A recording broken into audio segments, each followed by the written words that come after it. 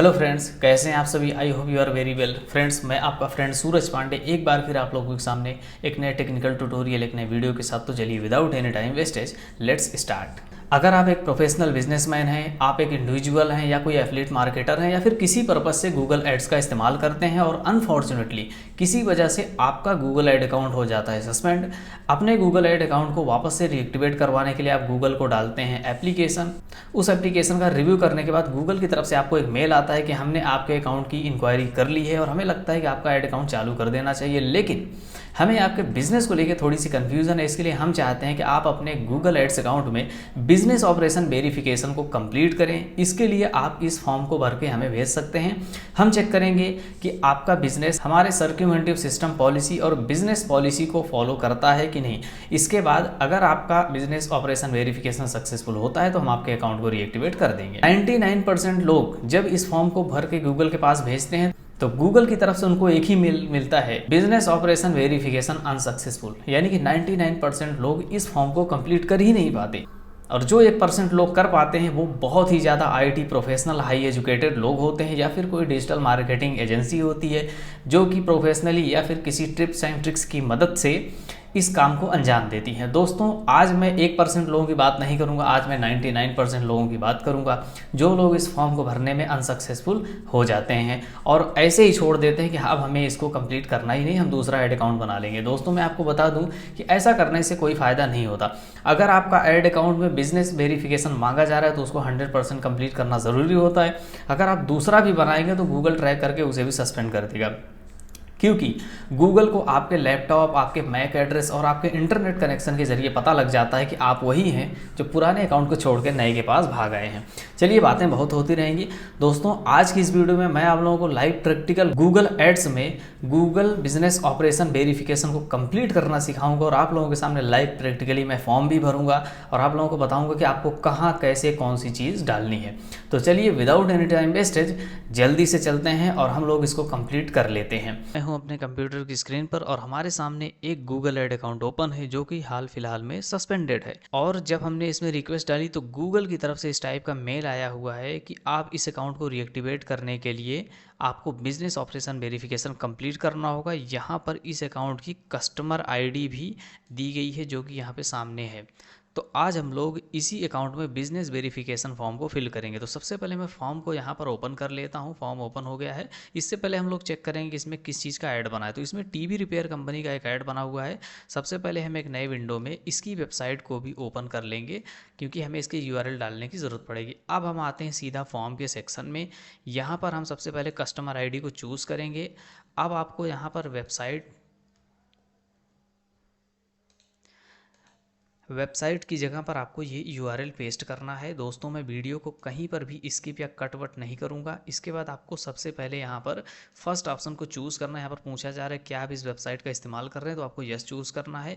इसके बाद दोस्तों, आपको यहाँ पर बहुत ही केयरफुली इस चीज़ को चूज़ करना होता है। अगर आप की कोई कंपनी है तो आपको फर्स्ट पे चूज़ करना है, और अगर मान के चलिए आपकी कोई कंपनी है जिसके लिए आप वर्क कर रहे हैं, यानी कि आप कोई एजेंसी हैं और आप किसी कंपनी के लिए ऐड चलाते हैं, तो आपको सेकंड चूज़ करना होगा। तो मैं यहाँ पर थर्ड ऑप्शन को चूज़ करूँगा क्योंकि हमारी जो कंपनी है ये सोल प्रोप्राइटरशिप में है। अब आपको यहाँ पर पूछा जा रहा है कि लीगल नेम, तो आपको यहाँ पर आना है और सीधा अपने अकाउंट की सेटिंग में चले जाना है। इसके बाद यहाँ पर आपको बिलिंग इन्फॉर्मेशन को ओपन कर लेना है और जो ऑर्गेनाइजेशन, अगर आपका इंडिविजुअल अकाउंट है तो इंडिविजुअल में जिसका नाम है उसके नाम को कॉपी करना है, और अगर आपका ऑर्गेनाइजेशन अकाउंट है तो ऑर्गेनाइजेशन नेम को यहाँ पर कॉपी करके डाल देना है। कंट्री आपको चूज़ कर लेना है, ऑलमोस्ट जैसे कि मैं इंडिया से हूँ तो मुझे यहाँ पर इंडिया चूज़ करना है। इसके बाद आपको वापस से सेटिंग में आना है और यहाँ पर जिसका भी नाम होगा ऑथराइज का, उसके नाम को आपको यहाँ पर कॉपी कर लेना है, डाल देना है, और कंपनी का नाम एक बार फिर आपको यहाँ से कॉपी करना है और पेस्ट कर देना है। अब इसके बाद यहाँ पर पूछा जा रहा है कंपनी का स्ट्रीट एड्रेस, तो यहाँ पर हम अपने सेटिंग से एड्रेस को कॉपी करेंगे और यहाँ पर इसको पेस्ट कर देंगे।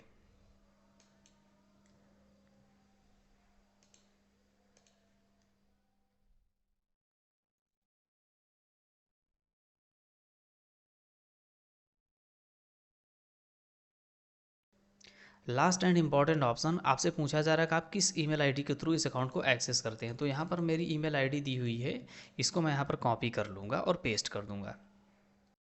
अब आता है क्वेश्चन नंबर 12। फ्रेंड्स, यहाँ पर आपको अपनी कंपनी के बिजनेस के बारे में डिस्क्राइब करना है कि आपकी कंपनी या फिर आपका जो सोल प्रोप्राइटरशिप का बिजनेस है वो एक्चुअल में क्या सर्विस प्रोवाइड कराता है। तो जैसे कि आपको मैंने बताया कि जिस कंपनी का मैं बिजनेस वेरिफिकेशन फॉर्म भर रहा हूँ, ये कंपनी टीवी रिपेयर करने का काम करती है। तो हम यहाँ पर भरेंगे VRA television repair service centre.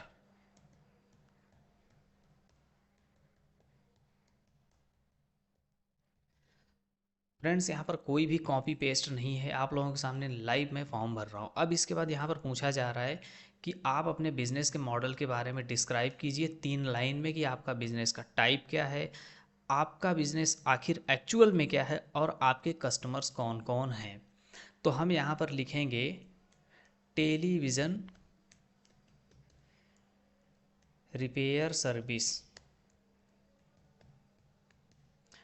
अब हम इसको एंटर मारेंगे, इसके बाद हम वापस से लिखेंगे होम अप्लायंस।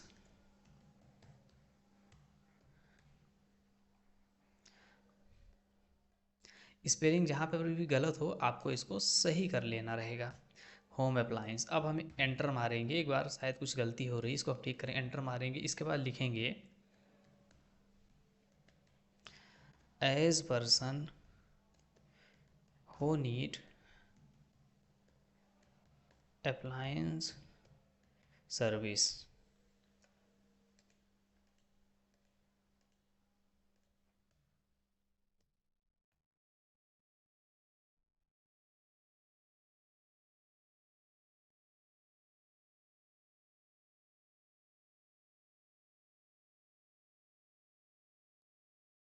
तो गैस, हमने यहाँ पर first, second and third option को कंप्लीट कर दिया। अब हम आते हैं थर्ड ऑप्शन पे, इसको आपको फिर से ध्यान देना है। इसमें पूछ रहा है कि आपके टारगेट ऑडियंस जो है वो कौन है, यानी कि किन कस्टमर से आपको प्रॉफिट होना है। तो आपको सिंपल सा, तो जैसे कि हम यहाँ लास्ट लाइन पे मेंशन कर चुके हैं कि हमारे ऑडियंस कौन है, तो हम इसी को कॉपी करके एक बार यहाँ पर फिर से इसको फिल कर देंगे। अब यहाँ पर थर्ड ऑप्शन आता है कि आप अपने कस्टमर के साथ किस तरीके से कांटेक्ट करते हैं, उनको सपोर्ट कैसे प्रोवाइड कराते हैं। तो जैसे यहाँ पर गूगल ने कुछ एग्जाम्पल के लिए ऑप्शंस दिए हैं, तो ये जो फर्स्ट ऑप्शन है ये मेरे बिजनेस से बिल्कुल भी मैच करता है।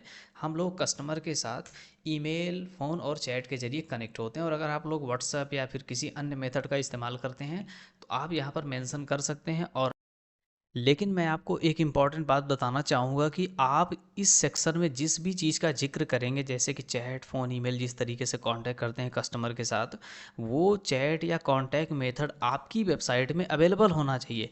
जैसे कि मैंने यहाँ पर चैट, ईमेल और फ़ोन सपोर्ट की बात कही है, तो मेरे इस वेबसाइट में यहाँ पर व्हाट्सएप के थ्रू चैट, कॉल और ईमेल और लाइव चैट, यानी कि ये तीनों ऑप्शंस मेरी वेबसाइट में अवेलेबल हैं जिनका मैंने जिक्र किया है।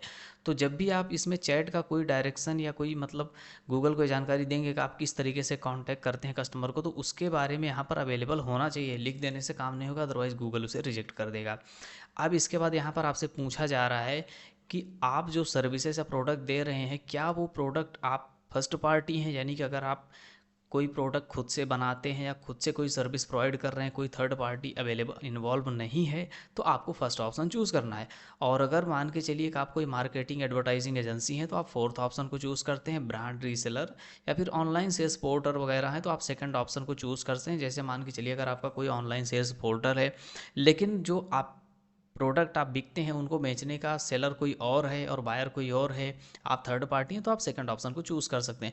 और अगर आपको कुछ नहीं समझ में आता है तो आप अदर या डोंट नाउ पे कर सकते हैं, बट मैं आपको रिकमेंड करूंगा अगर आप प्रोप्राइटरशिप है तो आप फर्स्ट को चूज़ करें।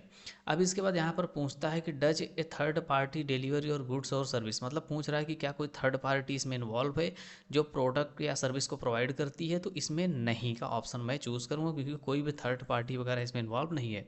अब यहाँ पर कोई कोई डॉक्यूमेंट्स अटैच करने के लिए बोला जा रहा है। तो दोस्तों मैं आपको बता दूं कि इस जगह पर अगर आपके पास जीएसटी सर्टिफिकेट है तो उसको अपलोड कर सकते हैं, और अगर आपके पास जीएसटी सर्टिफिकेट नहीं है तो आपकी कंपनी का जो भी कोई लाइसेंस हो जो कि गवर्नमेंट या लोकल गवर्नमेंट ऑथोराइज हो उसको आप अपलोड कर सकते हैं, और अगर नहीं है तो कस्टमर को जो आप ऑथोराइज्ड बिल देते हैं वो बिल आप यहाँ पर अपलोड कर सकते हैं। सो फ्रेंड्स, मैंने यहाँ कंपनी का जीएसटी सर्टिफिकेट अपलोड कर दिया है। अब इसके बाद यहाँ पर पूछता है कि आपके बिज़नेस को प्रोवाइड करने के लिए कोई थर्ड पार्टी कंपनी या कोई प्रोवाइडर इन्वॉल्व है। तो जैसे मेरे में नहीं है तो मैं नो करूँगा, लेकिन अगर मान के चलिए आपका कोई बिज़नेस है जिसमें कस्टमर को सर्विस प्रोवाइड करने के लिए आपको किसी थर्ड पार्टी सर्विस कंपनी की ज़रूरत पड़ती है, जैसे कुरियर सर्विस, कोई टेलीफोन एक्सचेंज या किसी भी टाइप की कंपनी के साथ मिल के आप काम कर रहे हैं, तो आपको यहाँ पर यस चूज़ करना है, और आपको उसका वेबसाइट का डोमेन अगर अवेलेबल है तो, और उससे कंपनी के साथ आपका जो एग्रीमेंट है, जो इनवॉइस बिल वगैरह है वो आप यहाँ पे इंक्लूड कर सकते हैं। तो जैसे मेरे में नहीं है तो मैं यहाँ का नो का ऑप्शन चूज़ करूँगा। अब आता है एक मोस्ट इंपॉर्टेंट, लोग इसको इग्नोर करते हैं एफिलिएट मार्केटिंग एजेंसी का, लेकिन यही चीज़ आपके स्ट्रक्चर को निर्धारित करती है और यहीं से डिसाइड करता है गूगल कि आपके बिजनेस को अब अप्रूवल देना है या नहीं देना है। तो जैसे मान के चलिए अगर आप कोई एफिलिएट मार्केटर हैं या कोई एडवर्टाइजिंग एजेंसी है तो आपको इसको ऑब्वियसली यस का ऑप्शन चूज़ करना है, और अगर आप एफिलिएट मार्केटिंग कर रहे हैं तो किस कंपनी के लिए कर रहे हैं उसका यूआरएल देना है।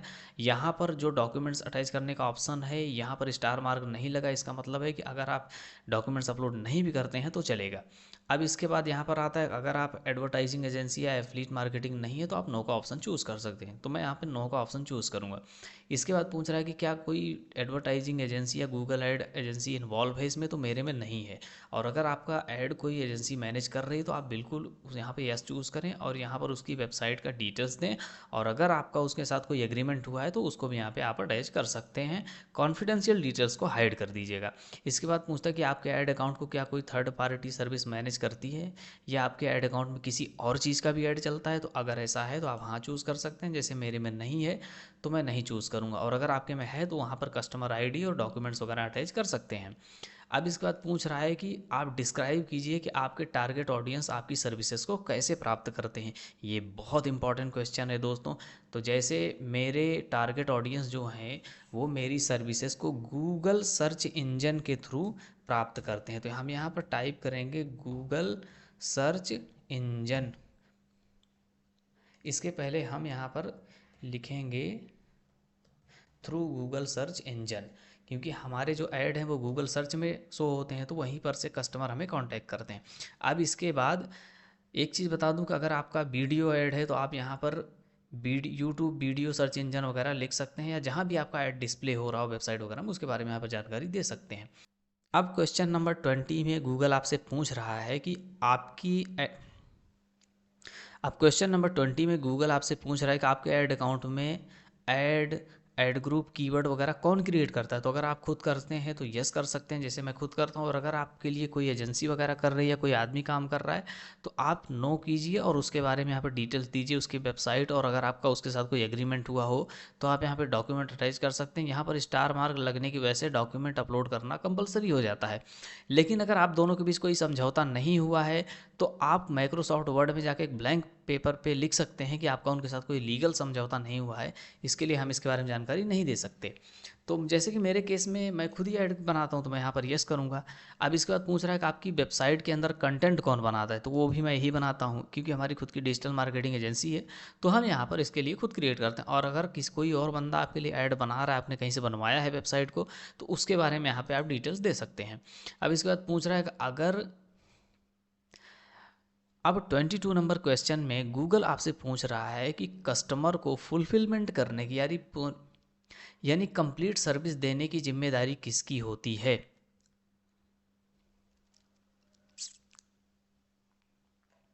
अब क्वेश्चन नंबर 22 में गूगल आपसे पूछ रहा है कि अगर कस्टमर आपके प्रोडक्ट या सर्विस से खुश नहीं होता है तो उसकी जिम्मेदारी किस पर होगी।